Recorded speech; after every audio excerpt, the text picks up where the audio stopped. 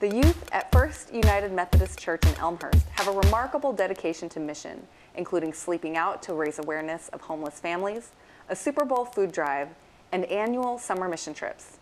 Youth also volunteer at the church's monthly breakfast ministry in partnership with the Elmhurst Learning and Success Academy.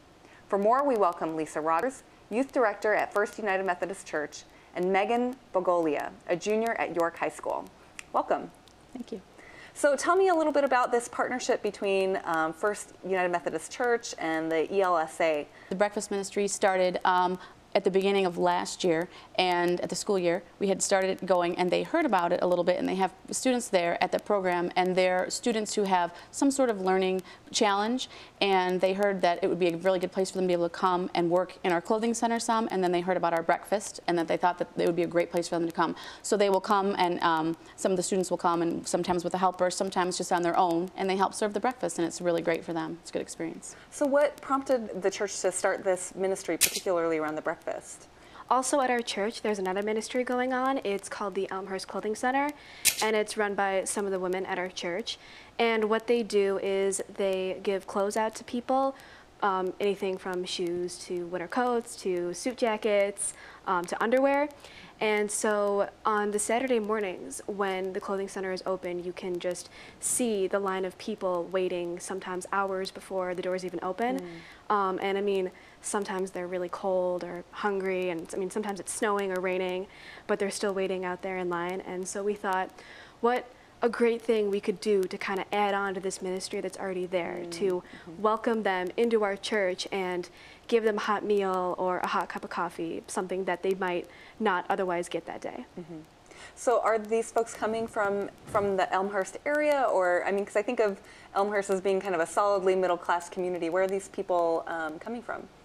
I would say more of some of the suburbs around us. Elmhurst definitely, but Bensonville, we have some towns right around us that definitely struggle. They're not middle class, I would say. And so some of the people we have, I think, a huge population of Hispanic people that come in, and some from Elmhurst, I'm sure, and from around our town as well, that come to get clothes. So right when the breakfast ministry started, did you have a pretty good response rate in terms of folks who were showing up, or did it take a while for it to grow? Right off the bat, we had about 60 guests come to our to the breakfast, and I mean, the responses from volunteers and guests alike was overwhelmingly positive. How many of the youth have been involved with this particular ministry? We get, overall, like in general, throughout every month that we've done it, we've gotten just about everybody to come and volunteer, and sometimes they bring their friends, so we get more people in the community to come and help out.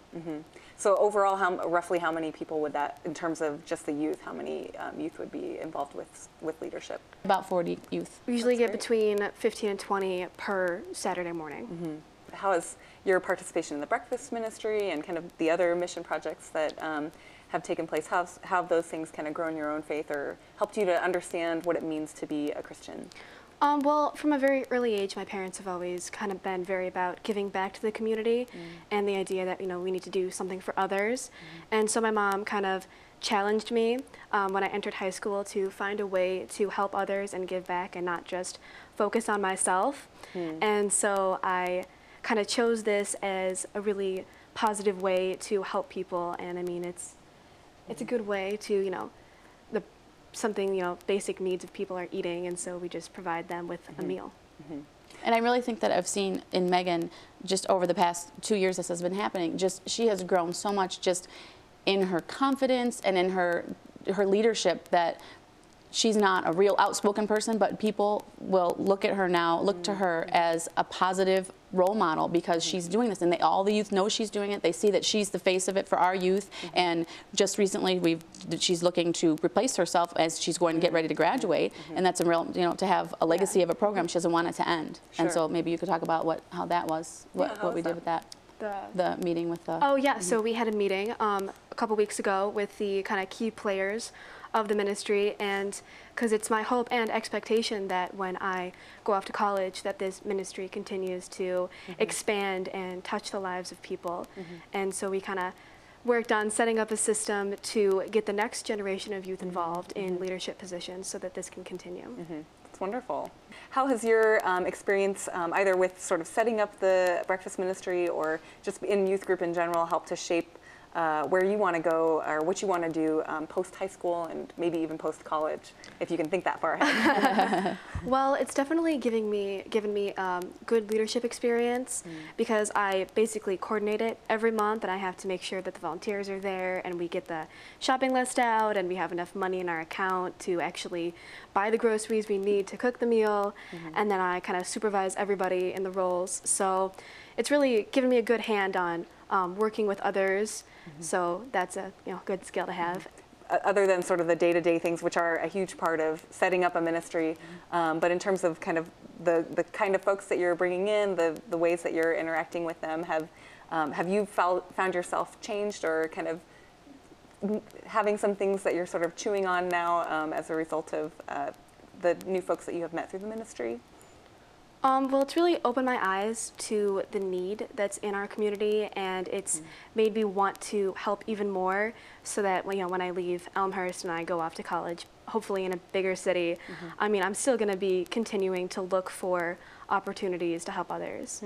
Who are the faces of folks that you see coming through the doors at First Church that normally wouldn't be coming through, but they're there as a result of the breakfast? There was this one time when my dad was volunteering as one of the adult volunteers, and this little boy, no older than 4 years old, came up to him and said, "Can I please take this box of cereal home with me?"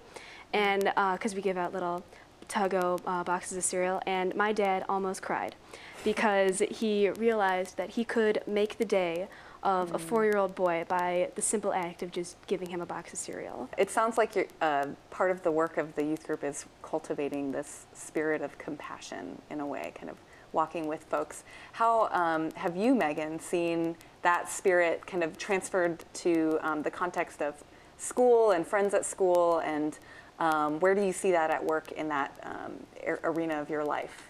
Definitely something we always learn in church is to be really accepting of everybody, and I know that of all my friends, I'm probably the most accepting person of everybody. One of the messages that we always learn in church is to kind of take God's lessons and show them to other people, like bring God's ministry to others and help expand it. And I've always tried to get my friends to come to the ministry and help out so that they can kind of experience this for themselves.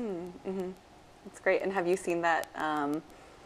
Have you seen that kind of affect your friends in any particular way, or kind of cause them to sort of think about things? Yeah, I have one friend who she came to the ministry and she served for a Saturday, and afterwards she was just so excited about it, and she was talking about how she got this great feeling from helping others this way, and she wanted to do more. Well, thank you so much for coming on the show and sharing a little bit about the ways that God is working through First United Methodist Church in Elmhurst, and especially the youth there. And thank you for both of your leadership. Thank you. I'm Emily McGinley for Different Drummers and the Greater Chicago Broadcast Ministries. Keep the faith.